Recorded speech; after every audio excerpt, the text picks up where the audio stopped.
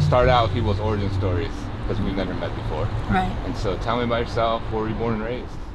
In St. Louis, Illinois, East St. Louis, Illinois. A predominantly black, area. So I was like one of just a few white kids in the whole like district actually.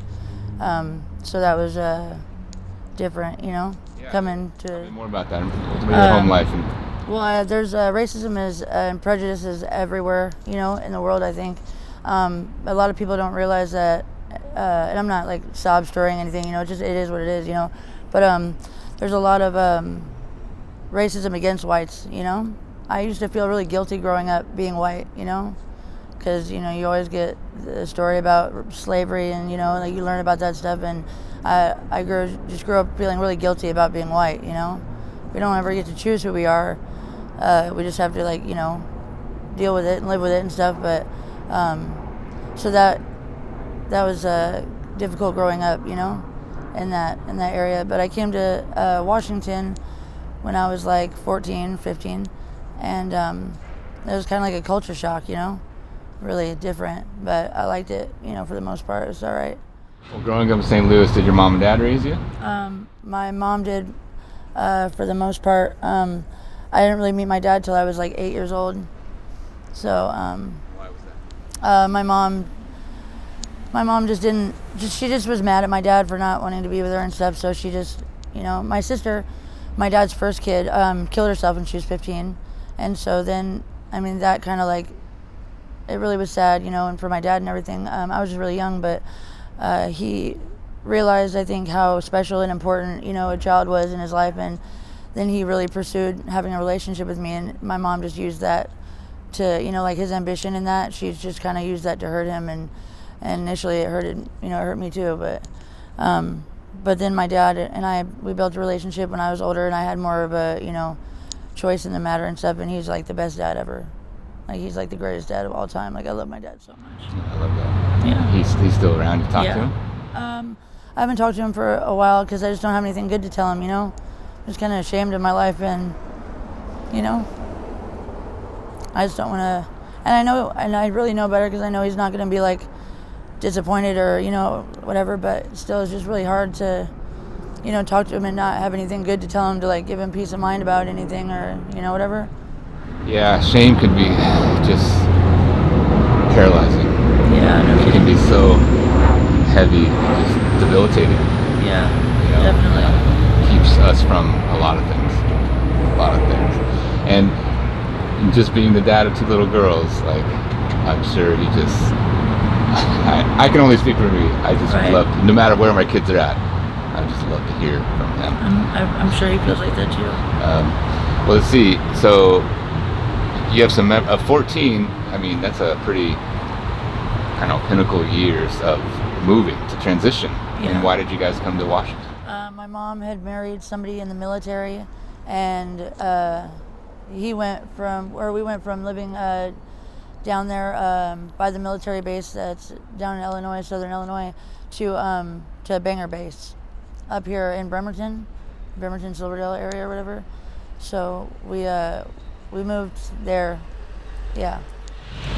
Tell me about, because I can only imagine St. Louis to Bremerton, because it's pretty foresty and water. Well, all of Washington is. But was it like culture shock? Yeah, for sure. It was a lot different. Just like you said, like just the way everything looks. You know what I'm saying? Like, and just like the people and everything is super different.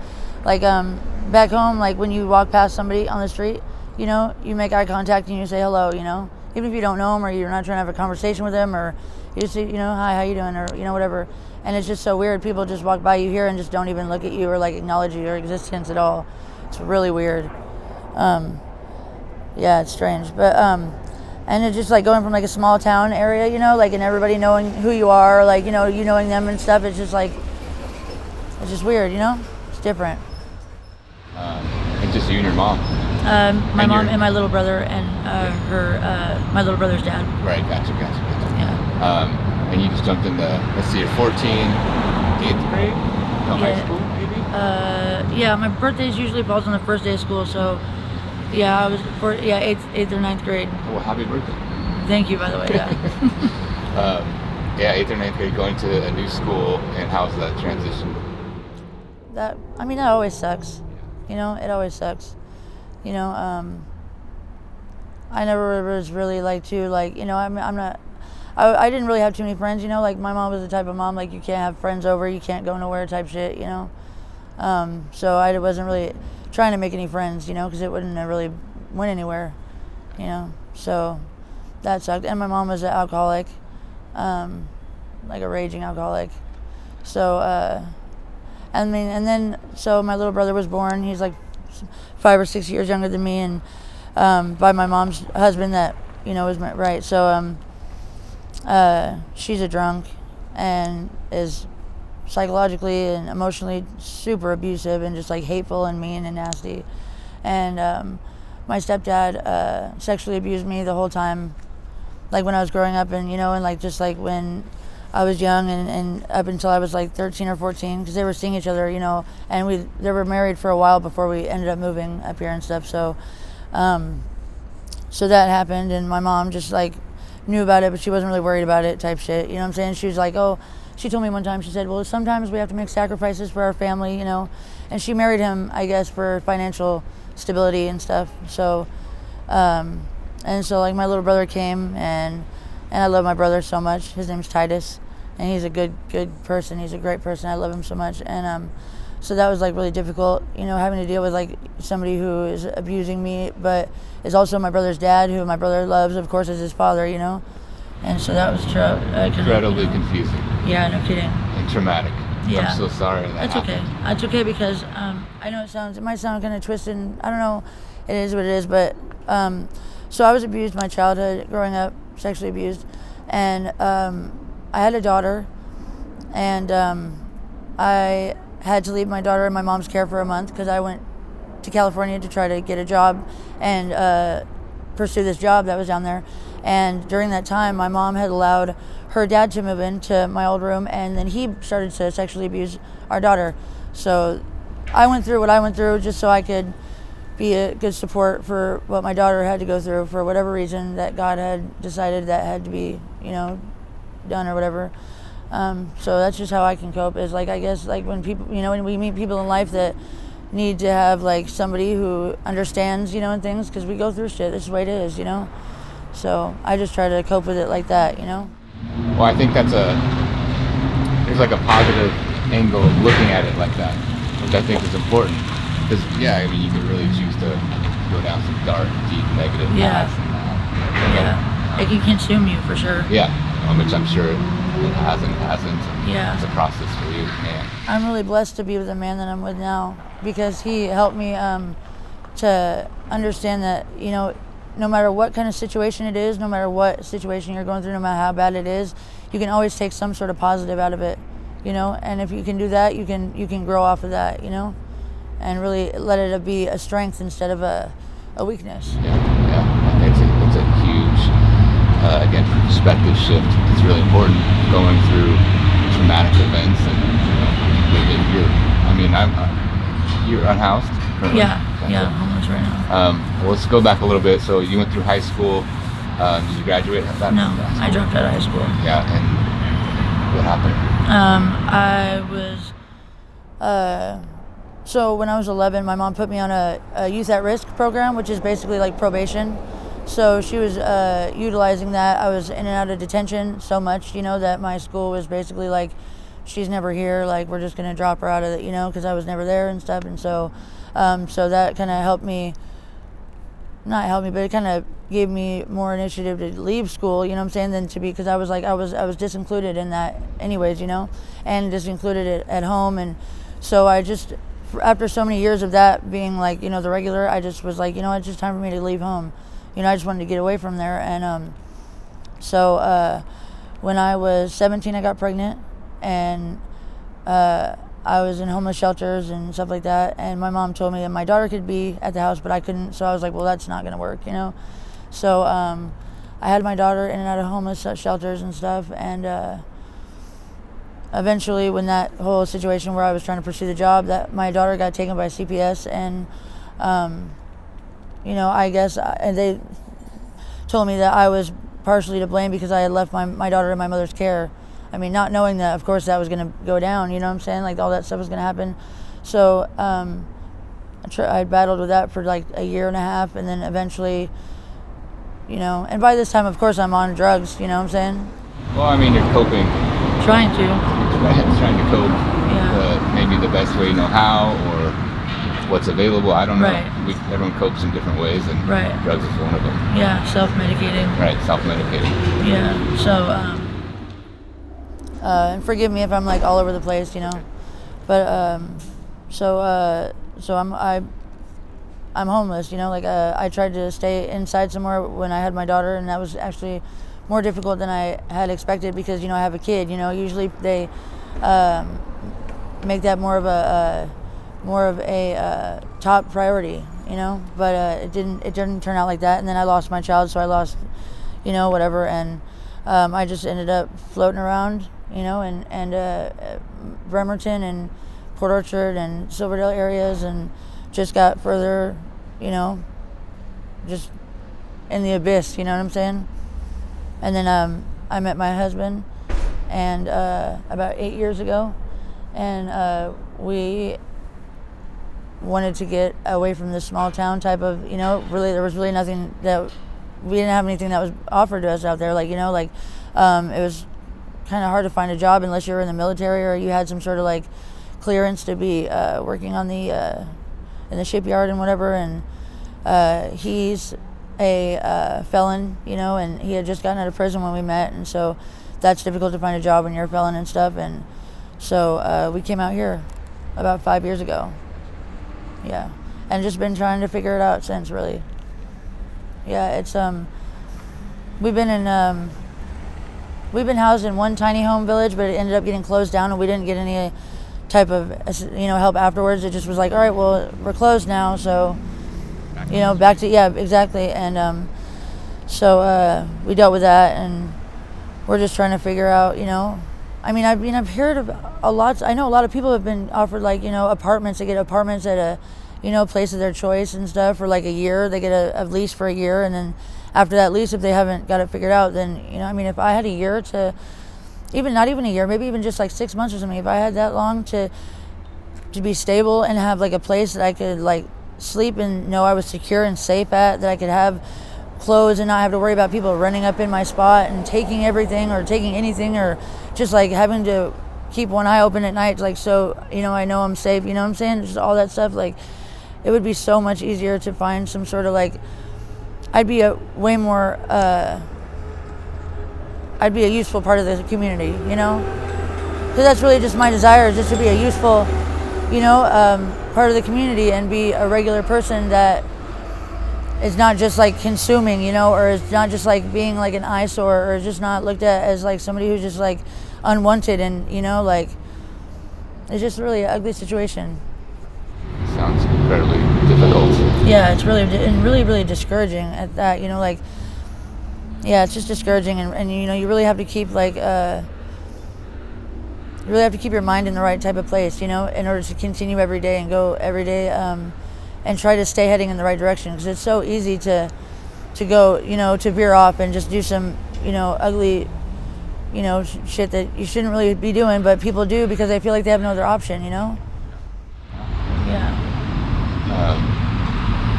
Yeah, I mean, what you're saying makes sense, and you know, it just seems like, yeah, it'd be easy to give up hope, and just like be like, fuck it. Yeah, just kind of fall into like a void, you know? Yeah. And then once you do that, it's like you're never gonna get anywhere, because that bike is nice, man. You're never gonna get anywhere because your perspective, like we were saying a bit ago, your perspective is everything, you know? Like, our reality is whatever is real to us, you know? And whatever is real to us is what we're gonna, like, if you see something and you're aware of something, that's, you're gonna bring that forth, you know? But if you're, you know, if you're, you know, blind to certain things, it's, if you don't see what you want to see, or hold on, let me say that again. If you, how did he say it? Kevin said it so perfect. I can never remember verbatim what he said, but Put it in your own words. yeah, he was telling me, and we were, you know, trying to build off of like, you know, like whatever you see in life and whatever you open your mind to is what you're going to bring forth to yourself. Like if you're aware of positive things in certain ways, like you're going to bring those things to you. But if you don't accept certain things, you cut certain, I guess, opportunities or whatever off, then you're never gonna see those things. But if you see negative, you're gonna have negative. That's all you're allowing yourself to see is negative things, and that's all you're gonna ever have. You have to keep your mind open to certain possibilities and positive things, so you can have those things, in your future.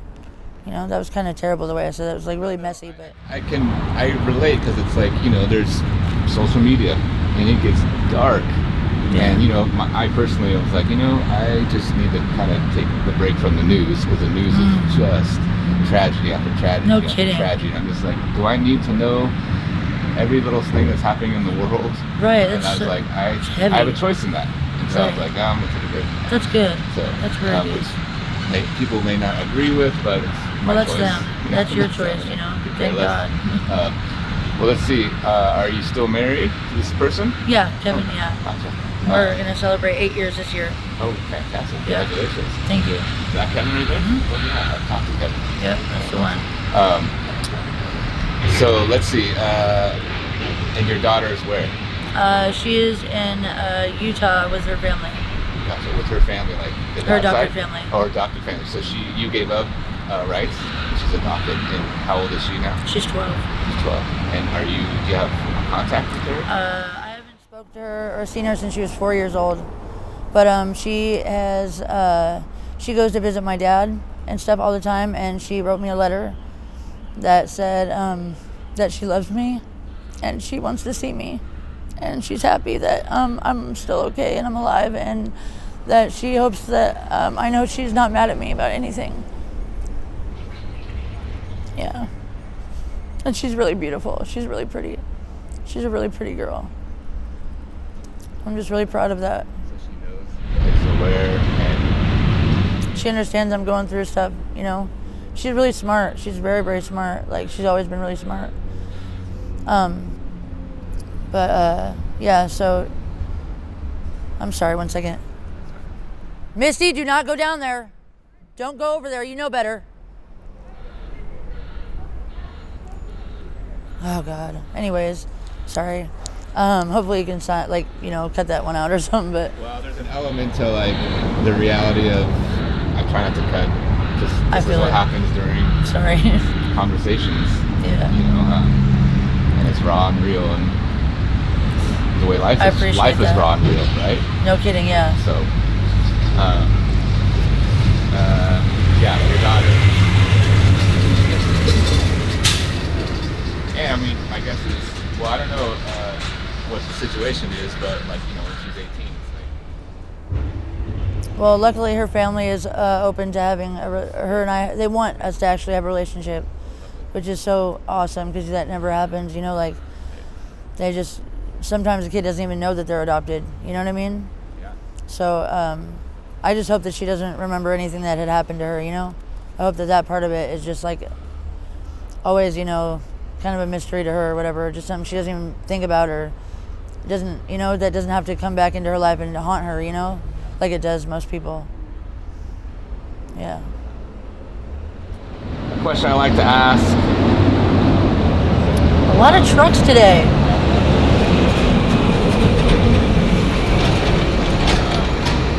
Emily, is there anything that you want the people of Seattle to know? That a lot of people aren't doing this by choice. A lot of times people they have crises in their life, that can wipe away their whole life, and everything that they have, and it's not something that people choose to just be like, oh, I want to be an undomesticated, pain in the ass for everybody else around. Like, I don't, and I can speak for me and mine, like, this is not something that we chose. We just want to go and float about and be, in the way, or like be a, homeless, or be, just users or whatever the case. Like we had a crisis in our life that led us to, losing what we had, and we're just trying to find our way back into society the right way, And I just wish that people would remember that we're still people too, and that we're just looking for a hand up, We're not looking for a hand out, but just a hand up so we can get on our feet and, to make things better for ourselves, and it can be very difficult, and the, like the outreach stuff, can be just really a runaround, a lot of the time. And so it's not like we're just sitting here like, complacent and just like comfortable and content with what we have. We're just like in limbo, just waiting so we can be a better part of the community and a better, individual for our own family and our own selves, and to just, we're just waiting for things to get better in our life, and sometimes that's all you can do is just wait. It just takes time. And, it would be nice if there was better assistance, and there was less, I'm not sure if I'm allowed to say a certain name or whatever, like there's it's a organization. There's an organization that has embezzled lots of money that was supposed to go towards housing and things like that for people that nobody ever got, except for the people that, were embezzling, and wrongdoing, and things like that need to get looked at, and I just think that people should be a little bit more kind, I always see t-shirts like in Target and like just stickers that say it's good to be kind and all that, but do people really think about that? Like Kevin taught me, one of the first things Kevin taught me when I met him, one of the most influential things that I've ever learned in my life was to be kind to yourself. Yeah. And that's very important, but to be kind to others is also very important. Yeah, that's 2020. My motto was like, every day I'd be like, be kind to yourself. Because there's that piece of, you can't give what you don't have. Right. You got to be kind to yourself so you can be kind to others. Right. And so real. Or you can replace kind with all kinds of words, like, but it's like really important to take care of yourself. Yeah. And it's, my guess is trying to survive each and every day in the streets. It's like, that's hard. Yeah. That trauma that is consistent. Yeah. I've seen it really, really break people down. I've been broken down myself. I've been really, really bad, like really, really bad, and I'm blessed, so blessed to have a partner that is like so caring and such a good provider, and, is so attentive to like my needs, internal and external, and, like you said, you can only do that when you have it to give, you can't give something you don't have, it's really important to, it's just love and care and kindness is very, very, it's vital for somebody to be able to survive, in the world like today. It could go a long way. Majorly. You never know when like a kind gesture could save somebody's life, like in a way, you know what I mean? Like legitimately. Like I just think about when my sister had killed herself, it's because she was being bullied in school. Like that's so young. Yeah, 15 years old, and I feel like today, if my sister were alive, my life would be different, I would have had another like outlet, I would have had another support, system, and I would have had somebody to look to, for guidance or, for help or whatever the case, and because of people being ugly and, kids can be cruel, because they don't understand, you know what I'm saying? I feel like it's because they just don't understand like the severity of what, but if, things would have been different, if people would have been kinder, and then it wouldn't have happened. Yeah, you never know. But I think what we're getting at is like every little thing matters. Like what we do matters. Absolutely. And it all affects everything. Like right. We're in this ecosystem and that it's working. But it's like like taking a left turn versus a right turn. It's so like real. There's like so everything. Something we do towards ourselves or in our, that we think is so like isolated to us is going to have an effect outside of us, like one way or another. They call it the butterfly effect. Yeah, that's like, right. It matters. Yeah. It's like, that's crucial. If you can kind of,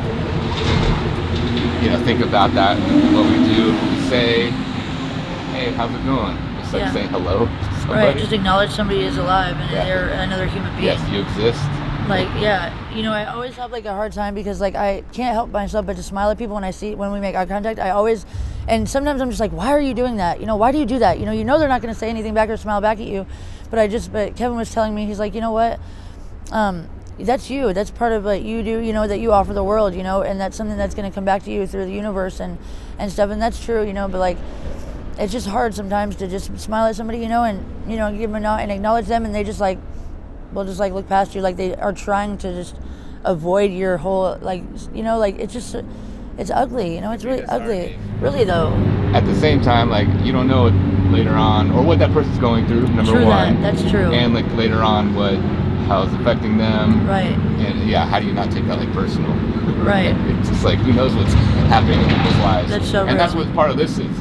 It's like, and people see, the quote unquote homeless problem and these homeless people. It's like, you don't know what's happening in people's lives. Right. It's not like a bunch of us were like, you know what, let's just go be, undomesticated and like just go live outside. Like, Right. like I've never heard that ever one time in my life. Like, you know what I'm saying? Like, and it's just like, I don't understand how people couldn't grasp the fact that, oh, these people must have gone through like crisis in their life and have been going through something very serious and traumatic and taking major losses, you know what I'm saying? Like unwarranted, like unwanted, of course, losses like that have put them in such a low place that you're in a tent, if you even have the luxury of a tent, you know what I'm saying?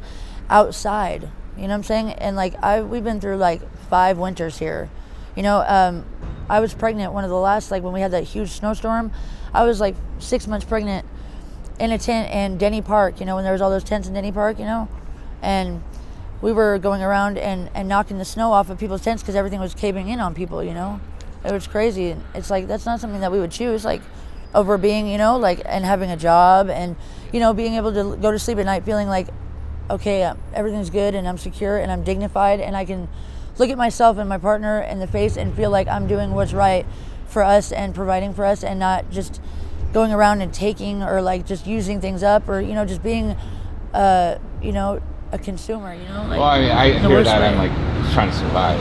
Yeah, there it Just is. trying to Trying to survive survive. by any means possible.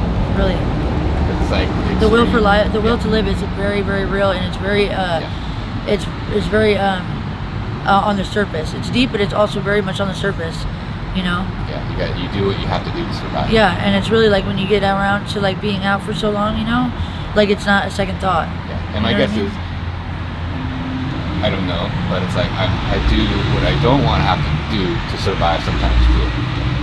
Sometimes you have to do stuff that you really don't want to do. It's against my ethics, morals. Right, but if it comes down to you and your other half having clothes or eating or, having just any means that you need to survive, you're going to do what you have to do and you're going to just numb out and you're going to do what you have to do. I used to be a prostitute when I was like 21 to like 25, 26 years old. And that was because I had to do what I had to do in order to survive. And it's not something I wanted to do, but I had to do what I had to do because it was either I eat, have clothes, and have, maybe, I was paying for somewhere to live. I have that, or I don't have anything at all. Like, you just do what you have to do, and sometimes, if you're mentally strong enough, I guess I'll say strong enough for lack of a better word, you'll shut down whatever faculties you normally would have, you know what I'm saying? And you'll just go through with whatever you need to go through, and you'll get to the end, your aim, just so you can move on and, to the next day and get by the next day and have what you need and be able to provide for those that are dependent on you, however you can. It's like your brain protects you in this weird way. Right. Disassociating. Exactly. Man. Yeah. I'm just glad that my life, or that chapter of my life is over. I'm glad that it's over. Yeah. Thank you so much for sharing. Thank you It's for a great letting me conversation talk. with you. I Likewise. appreciate it. Thank you. Are you open for a hug? Yeah, please. Yeah.